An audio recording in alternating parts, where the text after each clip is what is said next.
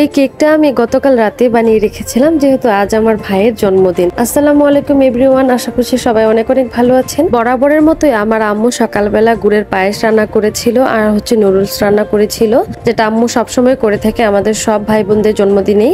আর এখানে দুপুরে রান্না বসিয়ে দিয়েছে। আজ আম্মু রান্না করছিল গরুর মাংসের পেশোয়ারি, যেটাকে বিফ পেশোয়ারি বলা হয়। এত মজা হয় এটা বলার বাহিরে। আর এখানে সাদা ঝরঝরে পোলাও ছিল চাইনিজ ভেজিটেবল আর ডিম। তো যাই হোক, আমার আম্মু রান্না কিন্তু বরাবরই অনেক বেশি মজা হয়। আর এখানে পেশোয়ারিটা একদমই কমপ্লিট, এটা ফাইনাল লুক। তো আমরা দুপুরে খাওয়া দাওয়া সেরে ফেলি।